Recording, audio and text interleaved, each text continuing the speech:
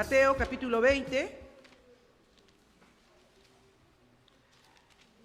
Y vamos a leer a partir del verso 20 hasta, a partir del verso 17 hasta el verso 28. Hago una salvedad ahí. El verso 28, que es la conclusión de esta porción, lo voy a tocar, pero no lo voy a explicar. El pastor el próximo domingo retomará algunos de los versículos y reforzará para la mejor comprensión. Amén. La palabra del Señor se lee en el nombre del Padre, del Hijo y de su Santo Espíritu. Subiendo Jesús a Jerusalén, tomó a sus 12 discípulos aparte en el camino y les dijo: He aquí subimos a Jerusalén, y el Hijo del Hombre será entregado a los principales sacerdotes y a los escribas, y le condenarán a muerte, y le entregarán a los gentiles para que le escarnezcan, le azoten y le crucifiquen. Mas al tercer día resucitará. Entonces se le acercó la madre de los hijos de Zebedeo con sus hijos, postrándose ante él y pidiéndole algo. Él le dijo: ¿qué quieres? Ella le dijo: ordena que en tu reino se sienten estos 2 hijos míos, el uno a tu derecha y el otro a tu izquierda. Entonces Jesús respondiendo dijo: no sabes lo que pides. ¿Podéis beber del vaso que yo he de beber y ser bautizados con el bautismo con que yo soy bautizado? Y ellos dijeron: podemos. Él les dijo: a la verdad, de mi vaso beberéis, y con el bautismo con que yo soy bautizado seréis bautizados. Pero el sentaros a mi derecha y a mi izquierda no es mío darlo, sino aquellos para quienes está preparado por mi Padre. Cuando los 10 oyeron esto, se enojaron contra los 2 hermanos. Entonces Jesús, llamándolos, dijo: ¿sabéis que los gobernantes de las naciones se enseñorean de ellas, y los que son grandes ejercen sobre ellas potestad? Mas entre vosotros no será así, sino que el que quiera hacerse grande entre vosotros será vuestro servidor, y el que quiera ser el primero entre vosotros será vuestro siervo. Como el Hijo del Hombre no vino para ser servido, sino para servir y para dar su vida en rescate por muchos. Padre, en esta mañana vengo delante de tu presencia. Te pido que tomes del carbón encendido de tu altar y lo pases por mis labios. Ministra las vidas y a los corazones de cada uno de mis hermanos. Eres tú el único, Señor, que quebranta la piedra. Eres el único, Señor, tú que por medio de tu Espíritu Santo penetra los corazones, pone una buena semilla y hace que germine hasta que lleve fruto. Así que en esta mañana, Señor, presento esta hermosa congregación delante de tu presencia, para que seas tú ministrando a cada una de nuestras vidas. En el nombre de Jesucristo, tu Hijo, a quien tendremos cuidado de que se lleve toda la gloria, la honra y la alabanza. Amén y amén. Tomen asiento, mis amados. Amén. Agradecidos, como les digo, al Señor por esta oportunidad. En esta mañana yo he querido ponerle un nombre a esta porción de la Escritura y que creo que encaja bastante con el tema, y tiene que ver con la grandeza en el servicio. La grandeza en el servicio. Y cómo nosotros la entendemos y la comprendemos, ¿no? Porque cuando nosotros miramos en el contexto del pasaje que hemos comenzado en el verso 17, el Señor le ha hablado de los obreros de la viña, que el pastor muy bien ha explicado que Él cumplió con cada uno de ellos, que Él fue justo y que Él soberanamente podía hacer lo que quería con su viña, con su propiedad, con sus recursos, y bendecir a cada uno como Él quisiera, indistintamente si uno fue primero, otro fue postrero, otro llegó al mediodía, otro llegó en la tarde. Pero reveló algo importante, ¿no es cierto? Reveló el corazón de los obreros que estaban en la viña.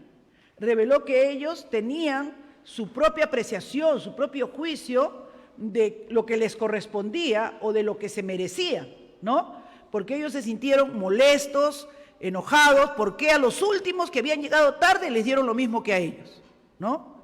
Y el Señor le dijo, amigo, no te hago ningún agravio, te estoy dando lo que hemos convenido, o sea, te estoy dando lo que yo he acordado contigo, o sea, no te toca a ti tener envidia. Y ahí entra la palabrita envidia en el verso 15, ¿no es cierto? Dice, no te toca a ti tener envidia, tú tienes envidia porque yo soy bueno, porque yo soy generoso con lo mío. Entonces, revela cómo es el corazón, cómo es la naturaleza humana. Y todas estas parábolas que el Señor está explicando, ¿dónde comienzan en realidad? Si vamos ahí en Mateo al capítulo 18, Dios está dando cuenta de que hay un interés principalmente. En Mateo 18, en el verso 1 dice, en aquel tiempo los discípulos vinieron a Jesús diciéndole, ¿quién es el mayor en el reino de los cielos? O sea, ellos estaban preocupados por la grandeza, por la posición, quién es primero, quién es último, cuál es el orden, porque no entendían, ¿verdad?, que el Señor estaba mostrándoles con su vida que en el reino de Dios era totalmente diferente al reino del mundo, que la manera de pensar, de evaluar, de juzgar, de apreciar que el mundo tiene, no tiene nada que ver con el reino de Dios. Pero ellos no lo entendían. Entonces, cuando explican lo de la parábola de la viña, yo me imagino, porque eso me estoy imaginando, que él volvió a mirarle el rostro a sus discípulos y ver si ya habían comprendido, si ya habían entendido, ¿no? Y cuando están subiendo a Jerusalén, parece que en ese proceso termina esa parábola y sube a Jerusalén, porque recuerden que estamos una semana antes de su sacrificio, una semana antes de que él entregue su vida por todos y cada uno de nosotros. Entonces, en ese proceso, en el contexto de esta parábola, nosotros vemos que Jesús ya no solo está interesado en toda la multitud, a todos les ha hablado abiertamente de lo que es su reino, pero ahora está interesado en sus discípulos, en sus seguidores. Porque recuerden cuando viene, y ahí mismo en Mateo 19, miren, en Mateo 19, he ido primero al 18 y luego voy al 19, cuando les habla, el joven rico se acerca, ¿y en qué estaba preocupado el joven rico? En tener la vida eterna, y qué podía hacer para ganarse la vida eterna, ¿no es cierto? ¿Qué cosas realizarían que harían que él se merezca la vida eterna?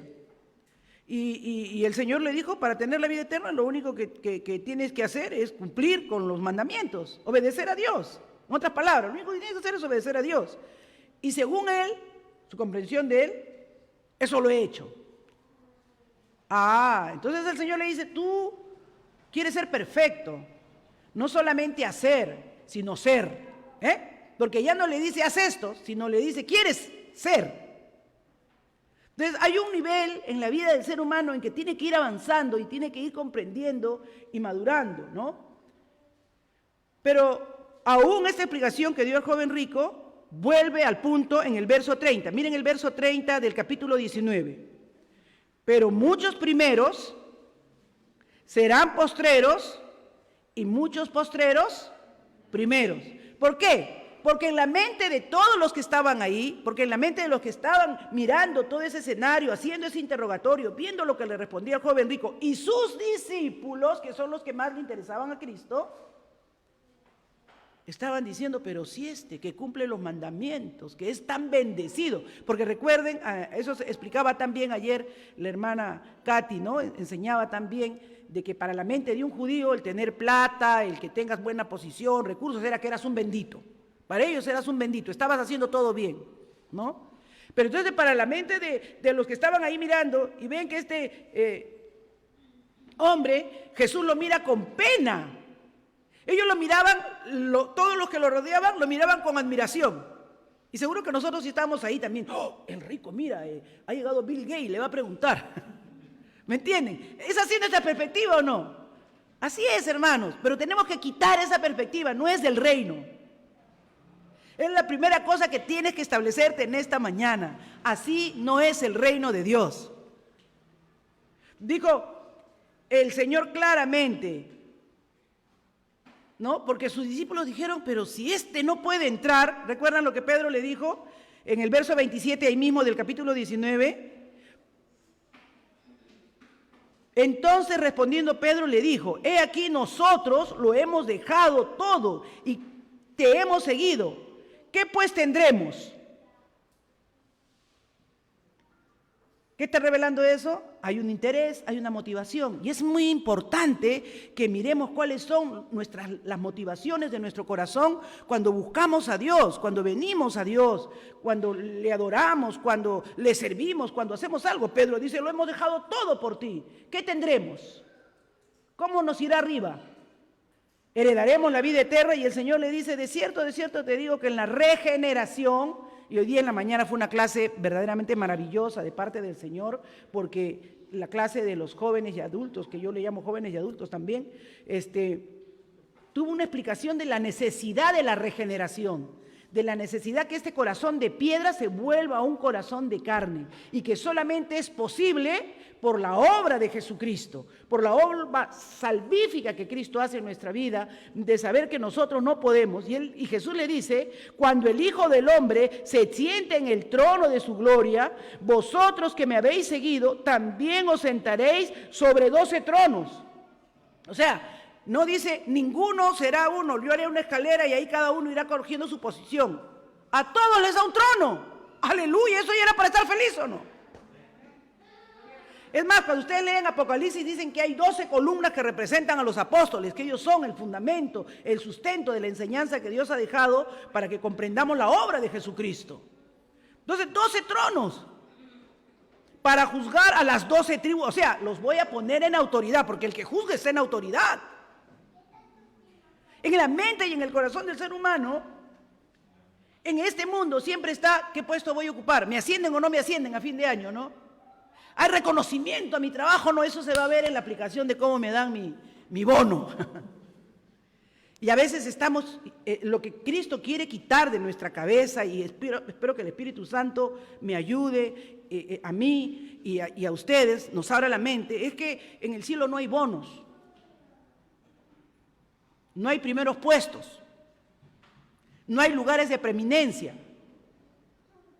Eso es lo que Dios quiere que entendamos. Para la mente natural, no puedes entender cómo mira lo que Jesús dice, muchos primeros, ellos son primeros para ustedes, estos van a ser los últimos. Y ese postrero, ese Lázaro que está en la puerta de mendigo, para ustedes es la escoria del mundo, ese va a ser primero. ¿Se acuerdan? ¿Quién estaba en el Hades quemándose? En el infierno, ¿quién estaba? El rico, el primero. ¿Y quién estaba a la diestra del Padre disfrutando en el seno de Abraham? El pobre. Entonces el Señor dice, ya, debe ser duro para un maestro, y los que son maestros aquí, que Dios me los bendiga, que Dios los llene de ese gozo, porque si ustedes sienten frustración cuando un niño no aprende la lección que ustedes le enseñan, imagínense a Jesús poniendo semejantes ejemplos, poniendo tales parábolas, haciendo tales explicaciones y viendo que sus discípulos seguían cavilando. Seguían cavilando, porque a la final es Pedro, como siempre es apresurado, ¿y qué vamos a tener? O sea, estamos esperando algo, tal vez que no nos dé como al joven rico, pero tenemos que estar en algo. Y entonces el Señor explica la parábola de la viña y le dice que a cada uno le va a dar lo que le corresponde. Ustedes han venido por la vida eterna les voy a dar. No, el pastor ha explicado muy bien, que no se trata de que se trate el denario, se trata de que Él ha venido a salvar y la salvación le va a dar a todos. A nadie le va a dar un poco más de salvación y otro menos de salvación. Eso está muy explicado y no voy a redundar en eso. Entonces, ¿saben lo que hace Jesús? Que cuando está subiendo, ahora se pueden ubicar. Coge a los 12. Ya no más gente, dice. No. Ya no más gente acá. Coge a los 12. Los lleva aparte del camino. Y le dice, aquí subimos a Jerusalén. O sea, ya a los 12 les va a dar su sermón a ellos. Y lo va a confrontar. Lo va a confrontar. Por eso es que no podía dar yo solo sobre estos 3 versículos. Tenía que dar, porque hay un entonces. A raíz de este diálogo, de esta conversación, hay un entonces. ¿Ya? Entonces él cuando sube y habla con ellos, ¿verdad? Sube y habla con ellos. ¿Qué va a pasar? Dice, he aquí vamos a Jerusalén y el Hijo del Hombre, Jesús, será entregado a los principales sacerdotes, a los escribas, lo condenarán a muerte. Él anuncia esa entrega, hermanos. Él anuncia esa entrega, Él anuncia que va a sufrir, Él anuncia que el hombre no entiende que el Hijo del Hombre no está aquí para libertarlos con un ejército y demostrar que sus ejércitos del cielo y que un ángel del cielo puede matarse en un ratito con un soplo a todo el ejército romano. Entiendan, no es esa la metodología del reino. El Hijo del Hombre va a ser entregado, el Hijo del Hombre va a ser condenado a muerte y lo entregarán a los gentiles. Y no solamente va a ser condenado a muerte, porque no lo podían matar los judíos, porque ellos no estaban permitidos matar ya que estaban en cautiverio, pero va a ser entregado a los gentiles y los gentiles los van a escarnecer, dice, los van a azotar, o sea, los van a humillar. La gravedad de ese anuncio, hermanos, es tremenda, porque tú te imaginas que alguien te diga, mira, ustedes están pensando en la grandeza, ustedes están pensando qué les voy a dar, ustedes están pensando quién va a ser el primero en el cielo, quién ocupa el mejor lugar, y yo soy camino al sacrificio, y yo estoy camino a la muerte. Ustedes no entienden que el hombre del cielo, el hombre espiritual, no está meditando en las mezquindades de este mundo, sino que está tratando de salvar este mundo. Y dice, le entregarán a los gentiles para que sea escarnecido, para que lo azoten y lo crucifiquen, mas al tercer día resucitará. Y ahí yo quiero que entendamos, hermanos, que Él iba a sufrir con propósito. Amén. Él iba a sufrir con propósito. ¿Qué enseñamos el martes? Que Él vino a dar, en la conclusión del verso 28, es que Él vino a dar su vida en rescate. ¿Qué dice el 20-28? Como el Hijo del Hombre... Recuerden que Él dice, el Hijo del Hombre va a ser entregado, pero el Hijo del Hombre no vino para ser servido. ¿Quieren hablar de grandeza en el reino? No hablen de posición o de privilegio. Si quieren hablar de grandeza en el reino, hablen de servicio. Como que no nos gusta. Eso me hizo pensar que a veces nosotros estimamos algunas posiciones aún dentro de la iglesia como mejores que otras, ¿no? Si de repente perteneces, qué sé yo, al equipo de maestros, por favor, de los dones es el segundo en lista, porque apóstoles y maestros y el segundo es pastores y después maestros. Entonces ahí hay un orden. No, olvídate de eso, hermano. Porque quién sabe, en la jerarquía de Dios, hacer la limpieza es más importante que enseñar. No sabemos lo que es en la jerarquía de Dios. Si para el Señor el leproso que le lamían los perros era el que se merecía el seno de Abraham, y el que se vestía con púrpura merecía las pailas del infierno, que tengamos mentalidad de reino es el desafío de Dios.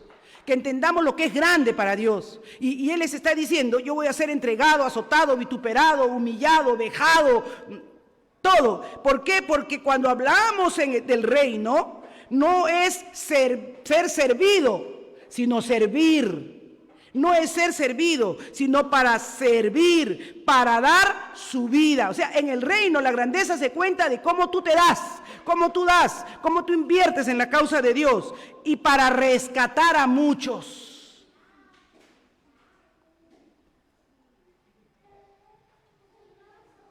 Así que, ¿qué hizo Jesús? ¿Para qué vino Jesús? Recordemos lo que decíamos el martes. Y ahí quiero que me pongan en pantalla que Jesús sufriría con un propósito. Esta es la historia del Evangelio, la historia del mensaje de salvación. Así que Jesús se hizo hombre, que es la encarnación, vivió entre nosotros una vida perfecta. La del joven rico que no pudo vivir, él la vivió. Así que ¿quiere ser perfecto? Vende todo lo que tiene, dalo a los pobres y sígueme. Él dejó su trono de gloria y se hizo humano. No en un palacio de un rey, sino en un hogar humilde de Belén, en el pueblo más insignificante de Jerusalén.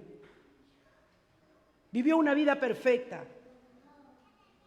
en nuestra representación y fue a la cruz tomando nuestros pecados y tomando nuestro lugar, sustituyéndonos, amén, tomando nuestros pecados y nuestro lugar, sustituyéndonos. Y esa es la obra de la justificación, para recibir ¿qué cosa? La justa ira de Dios que nosotros nos merecíamos. Resucitó venciendo a la muerte. Por eso dice, voy a Jerusalén y voy a resucitar.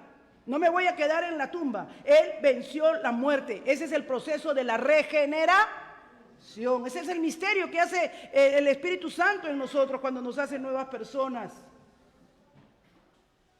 Y la tumba vacía nos muestra que la muerte no tiene ahora autoridad sobre los que creemos. ¿Tú crees esto, hermano? La muerte no tiene poder sobre ti. No tiene poder sobre ti. Él venció la muerte, Él tomó nuestro lugar, Él nos sustituyó para que tú y yo hoy no estemos temblando frente a la muerte. No estemos temblando frente al COVID, frente a la primera, a la segunda, a la cuarta, a la quinta ola. No tiembles. El que te ha protegido hasta ahora te seguirá protegiendo si tienes una misión que hacer. ¿Por qué? ¿Por qué? Porque nuestra vida tiene un propósito aquí. No es mejorar nuestro estatus, no es tener una posición. Tú tienes una responsabilidad en el reino. Y si Dios te tiene vivo es porque algo tienes que hacer para el reino de Dios. Porque solamente por esa razón vale la pena vivir. Por esa razón Jesús dijo, lo jaló a los dos y le dijo, vénganse para acá. Ustedes están preocupados que qué y qué voy a tener y qué me vas a dar. Yo he dejado esto, mi red, mi barca. No sé qué has dejado tú. Pero el Señor le dice, yo he venido para que ustedes tomen ejemplo de mí. Miren lo que me toca hacer. Esta es la tercera vez que anuncia su muerte, la tercera vez que les dice, y parece que a ellos le entra por aquí, le sale por acá, o le dice, el Señor está haciendo alguna metáfora, parábola. Tú sabes que Él es místico, que Él habla complicado, y que no siempre lo que habla lo entendemos. Y como están en esa condición, ¿verdad? Y no entienden la obra salvífica de Jesucristo, que nosotros debemos grabarnos en nuestra mente. Ya les decía el martes yo, cuando alguien te dice que es el evangelio, tú no puedes decir solamente buenas nuevas. Le tienes que narrar la historia, amén. Es Cristo Jesús encarnándose, viniendo, tomando nuestro lugar, viviendo una vida perfecta, tomando nuestro lugar en la cruz, sustituyéndonos, cargando la ira de Dios, restaurándonos y dándonos nueva vida en Él. Y junto con Él, como Él resucitó, nosotros también resucitaremos. Ya la muerte no tiene poder para dejarnos en la tumba pudriéndonos. No, hermanos. Al sonar de la trompeta, los muertos en Cristo resucitarán primero. Esa es la fe, esa es la convicción que tenemos. Pero qué importante, amados. Qué importante que eso esté claro en nosotros. Porque podemos cometer, aún con la mejor intención, aún con el mejor deseo, grandes errores. Porque dice que entonces, cuando él hace esta aclaración, entonces se acercó la madre de los hijos de Zebedeo con sus hijos, postrándose ante él y pidiéndole algo. Bueno, una madre siempre quiere lo mejor para sus hijos. Eso no lo podemos condenar. Y yo no creo que hubiera mala intención. Más bien de repente sería un buen deseo, porque estamos llamados a pensar bien, no a pensar mal. Aunque sus compañeros, después vamos a ver cómo pensaron ellos. Pero ¿qué pasa con esta madre? El Señor le dijo, ¿qué quieres? Él siempre está dispuesto a oír nuestras peticiones. Aunque a veces nuestras peticiones sean imprudentes. Aunque a veces nuestras peticiones no sean las más adecuadas. Esto era una petición que le haría feliz a la madre de estos muchachos, ¿verdad? Y que le harían sentirse orgullosa, y a sus hijos, por supuesto, mucho mejor. Ella le dijo, ordena que en tu reino se sienten estos dos hijos míos, el uno a tu derecha y el otro a tu izquierda.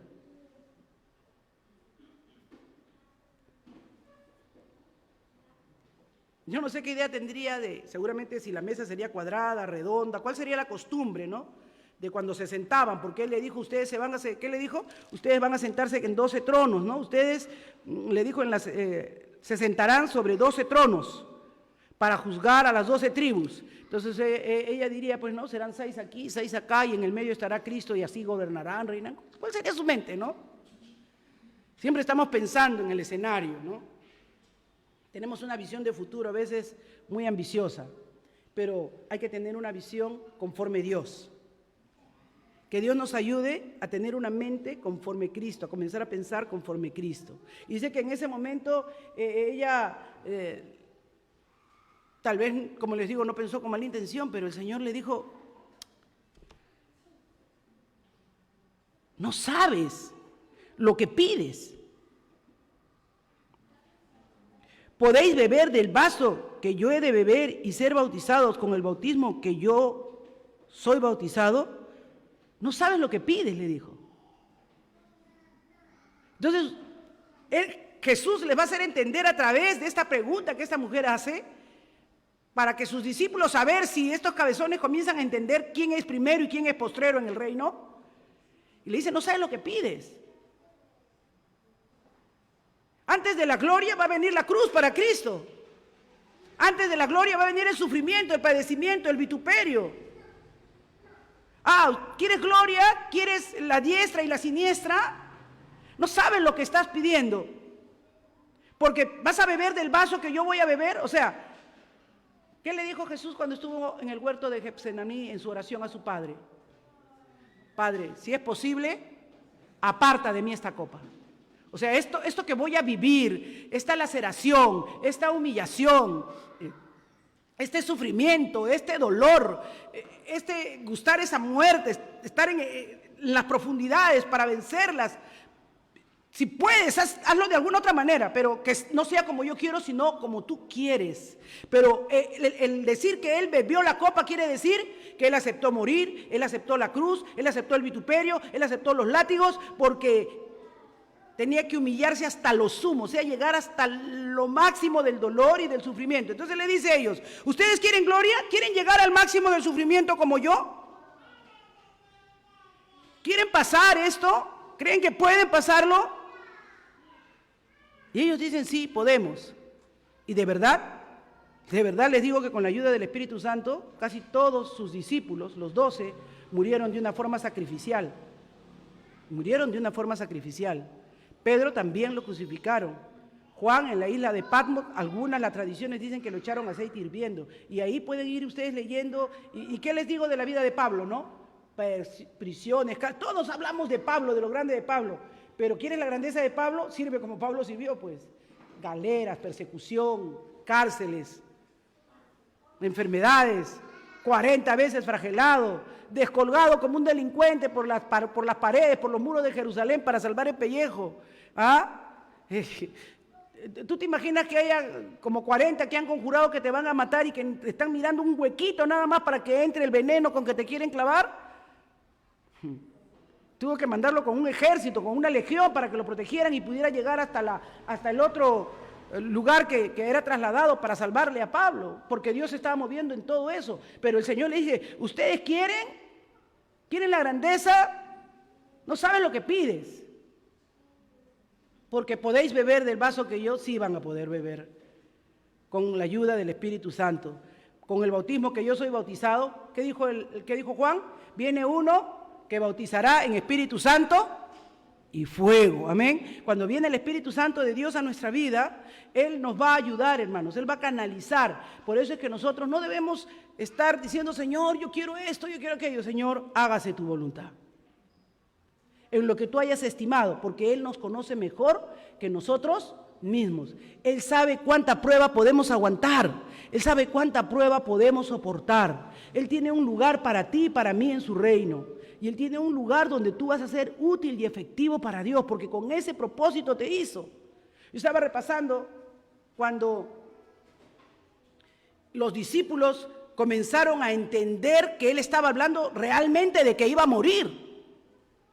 Y estaba hablando de que lo iban a lapidar y lo iban a crucificar. Miren Juan, capítulo 12. Vamos a Juan, capítulo 12.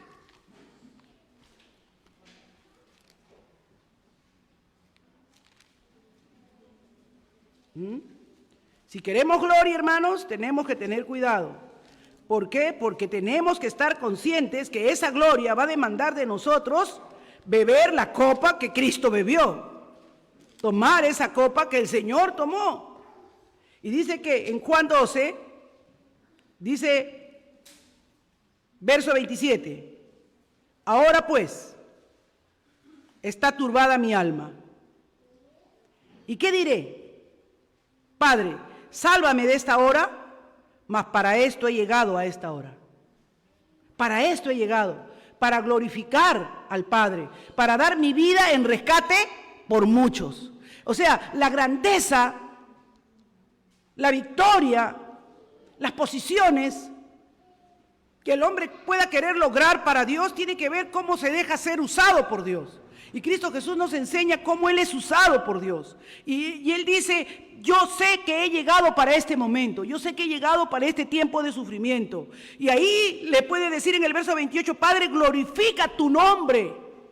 Permite que soporte este momento de prueba, este momento de lucha, este temporal contrario. Hermanos, Dios te está hablando en esta mañana. Sé que a veces no es fácil seguir el camino del Señor, que demanda sacrificios, que demanda esfuerzos, pero te estás construyendo un nombre en el reino de los cielos. Porque un nombre en el reino de los cielos no te lo construyes con la filosofía del mundo, queriendo avanzar bajo tu propia perspectiva. Un nombre en el reino de los cielos te lo construyes en el servicio, negándote a ti mismo. Por eso dijo, tome su cruz cada día, niéguese a sí mismo y sígame. Lo que no pudo hacer el joven rico. Lo que nosotros no podemos hacer si no hemos nacido de nuevo, si no está obrando la regeneración en nosotros y por medio de su espíritu, Él va sacando esa nueva vida en nosotros. Esa claridad de propósito, ese sentido de vida. Para esta hora he llegado, para este momento. ¿Y saben qué? Entonces vino una voz del cielo, lo he glorificado y lo glorificaré otra vez. El Señor puede enseñarnos a nosotros. ¿Queremos gloria? Entonces bebamos de la copa que Él ha bebido. ¿Podemos? Ese supuesto podemos, que no salga demasiado rápido de nuestra boca. Digámosle, Señor, obra en mí, trabaja en mí. Ayúdame a entender que mis ambiciones, las cosas que yo quiero, muchas veces no es lo que tú quieres. Yo me imagino que cuando le dijo eso, la madre habrá dicho que mi hijo sufra, que se vaya a la cruz. No, Señor, déjalo donde está. Porque ella quería una posición de privilegio. Pero esa posición de privilegio, ¿la quieres? Le dijo el Señor, tienen que beber la copa que yo bebo. Tienen que ser bautizados con el bautismo que yo soy bautizado. Por eso le dijo, no sabes lo que pides.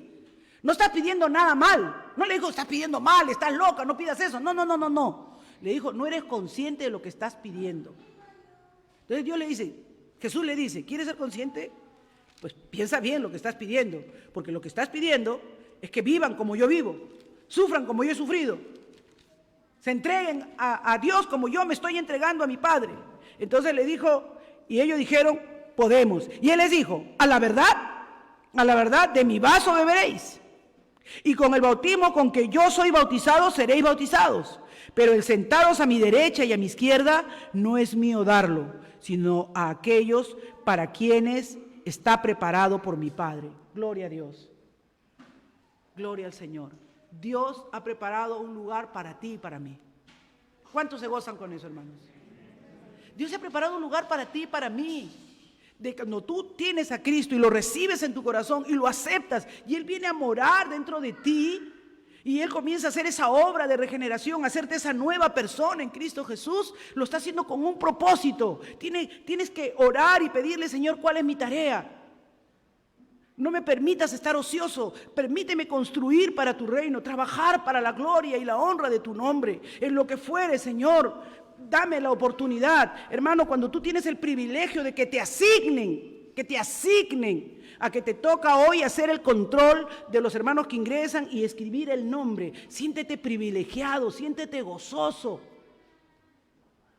Me encantó el otro día que me encontré con un hermano y digo, te tocó por fin. Dios nunca se olvida de mí, me dijo.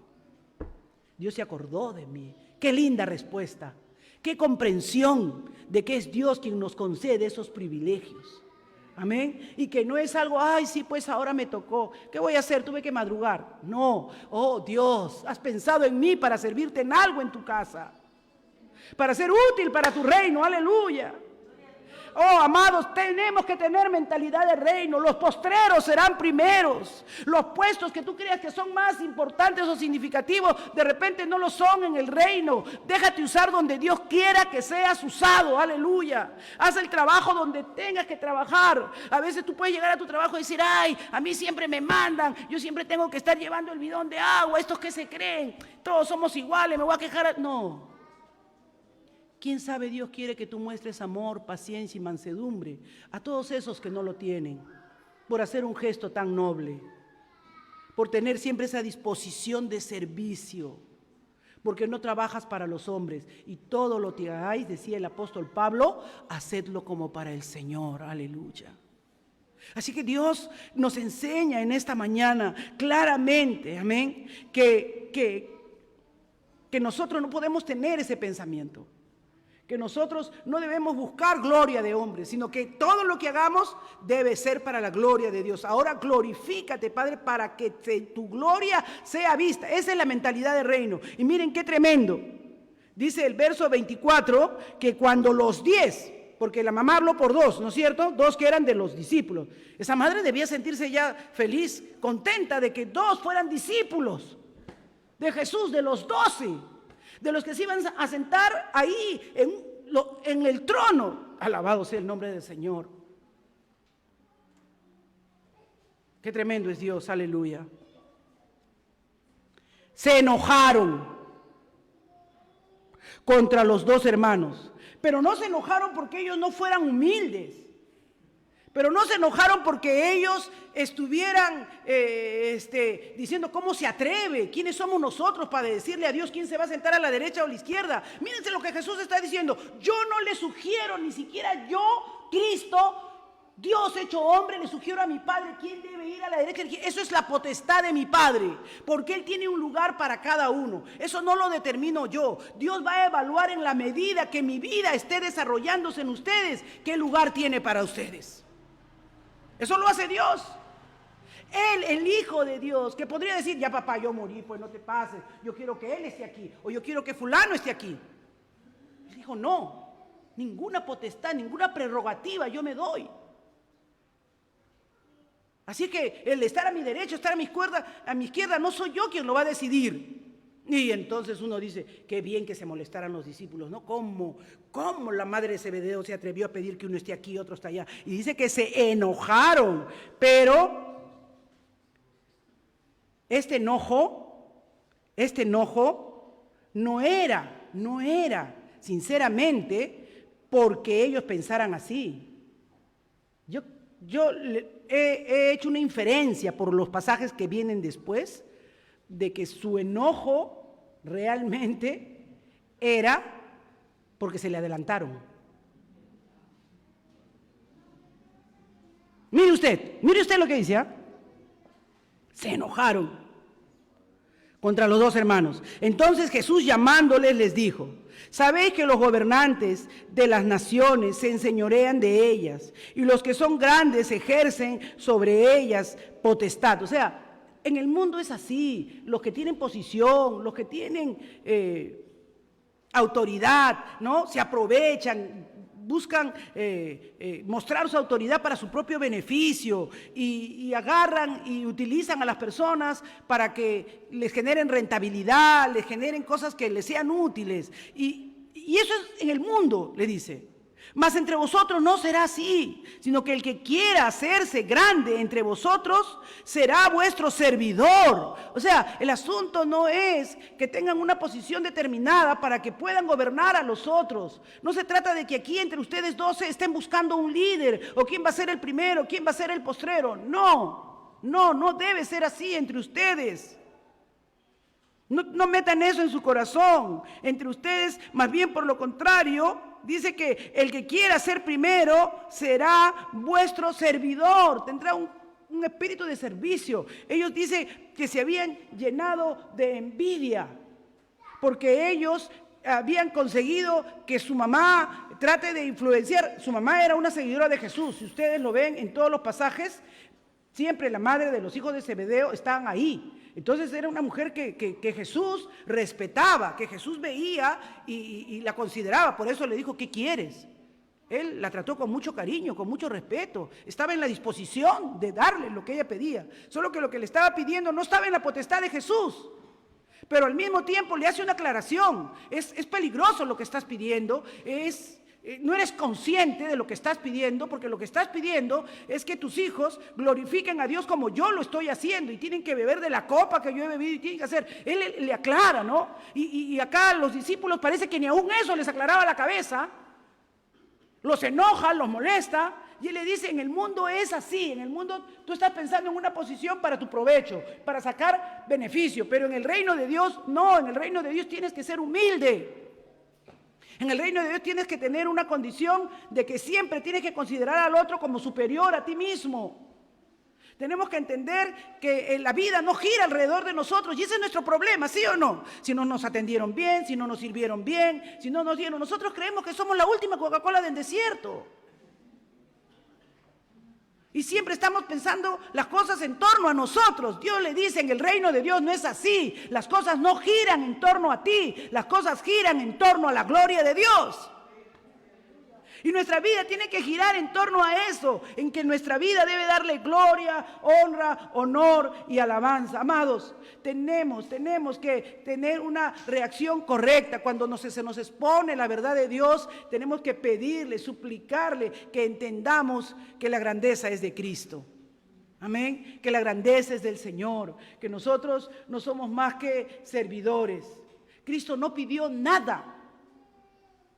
Cristo no pidió nada, hermanos, nada. Cuando ustedes lo ven a Cristo, el mejor ejemplo, Juan 13. No me quiero pasar muchos minutos, yo siempre cuestiono a mi esposo cuando se pasa, pero ya lo dejaré para que él lo continúe. Pero en Juan 13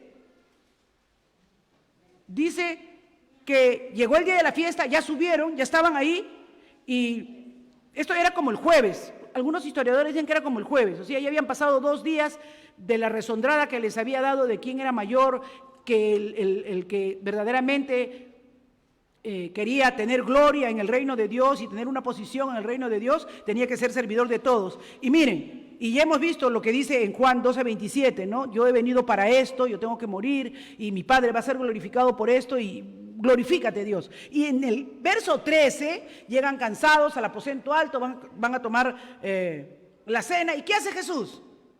Se supone que debería salir un sirviente, lavarle los pies, refrescarle los pies, porque ahí andaban en unas sandalias, en unos cueros delgados, ¿no?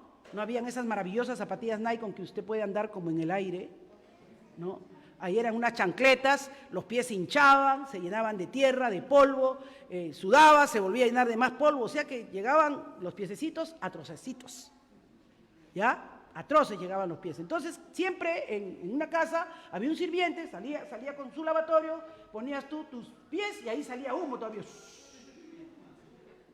Y los lavabas, le ponías una toalla y le pasabas con aceite, porque eso se rajaba por la calor, ¿no? Se rajaba por la calor.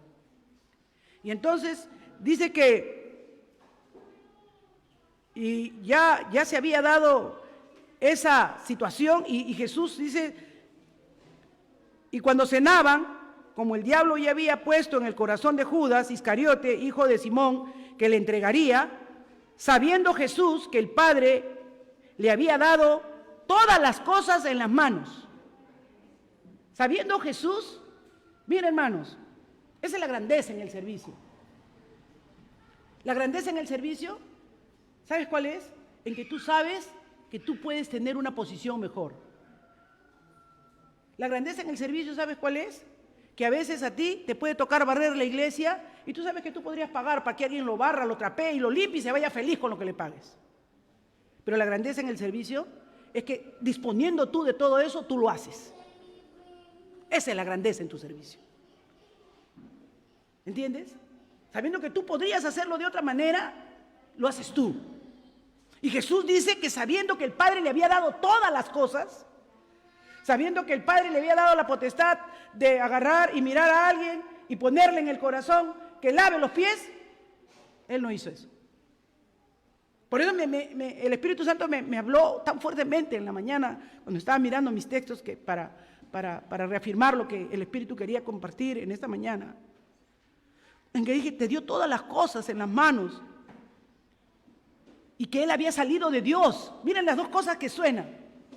Que le había dado todo, que todo estaba bajo su poder y bajo su control, y que él era Dios mismo. Que él había salido de Dios, había renunciado a su posición de gloria y se había hecho como uno de nosotros. Había salido de Dios.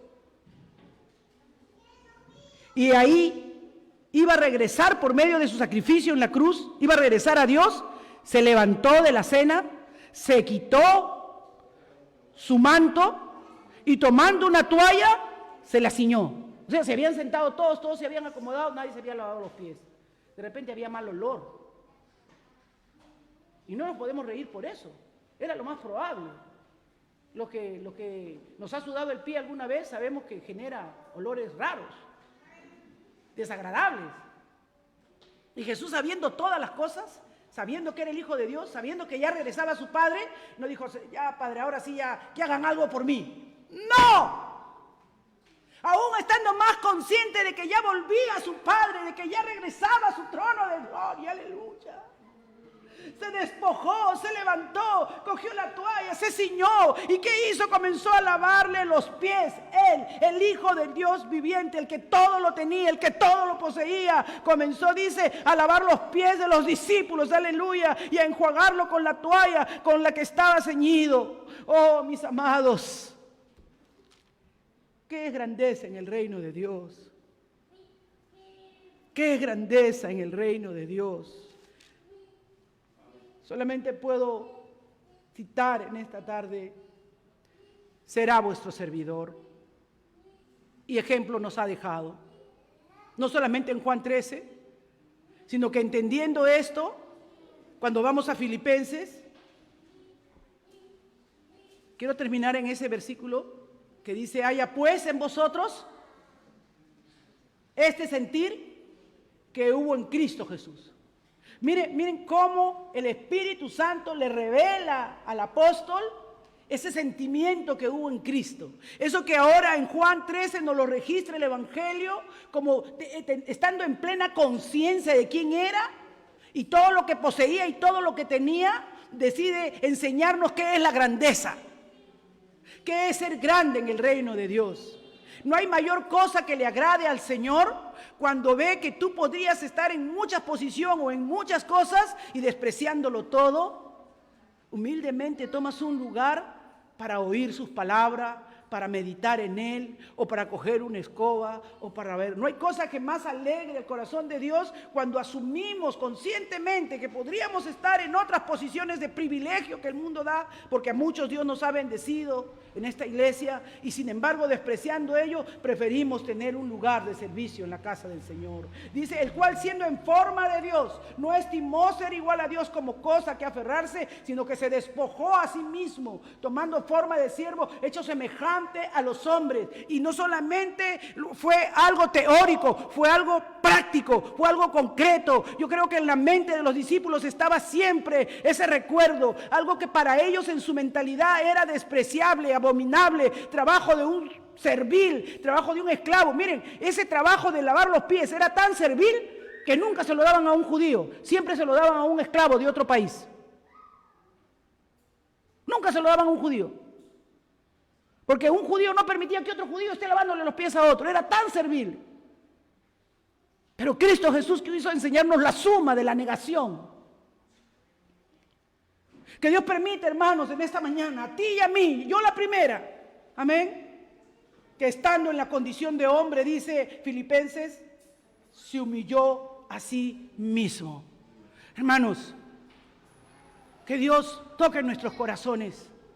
Humillémonos a nosotros mismos, que nadie nos humille, nosotros mismos, en plena conciencia de quiénes somos, de lo que podemos, de lo que tenemos. Neguémonos a posiciones de privilegio, a ubicaciones de estatus, a una imagen de apariencia de que somos lo que somos. No, neguémonos a nosotros mismos, porque nadie te puede negar, porque en cualquier momento te salta y tú reclamas tus derechos. Pero dice que él, consciente de quién era, de lo que podía, de lo que tenía, de dónde había venido y a dónde regresaba, se negó a sí mismo y tomó forma de siervo. Mateo 20:28 dice, como el Hijo del Hombre no vino para ser servido, sino para servir y dar su vida en rescate por muchos. Amén. A mí me maravilla ver que Él nunca recibió nada. De nosotros recibió latigazos. De nosotros recibió que lo escupan, que lo vituperen. Él vino a dar su vida. Él toda su vida dio. No hay servicio más grande, hermanos, que dar. Él siempre estaba dando amor.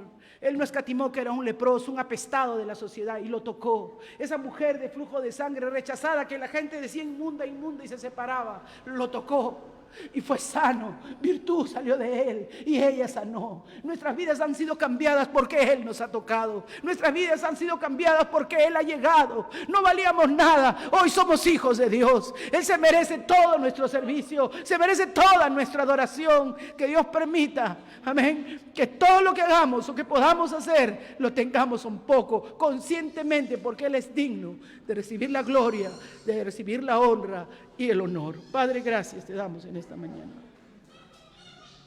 Señor, no somos dignos de nada. Tú eres digno de todo, Señor. Oh Dios, ayúdanos en esta mañana a honrarte y a glorificarte y a comprender, Señor, cuál es la verdadera grandeza. ¿Quién es el verdaderamente grande, Señor? ¿A quién tenemos que imitar y a quién tenemos que seguir? ¿A quién tenemos que mirar, Señor? Oh Dios, adorábamos en esta mañana y decíamos que queríamos seguir tu caminar.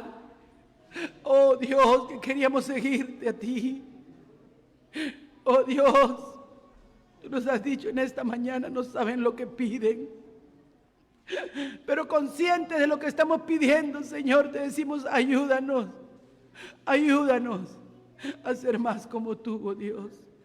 A no tener una mentalidad mundana, tener una mentalidad de reino, tener una mentalidad tuya, Padre, en el nombre de Jesús. Gracias, Dios. Amén. Dios le bendiga, mis amados.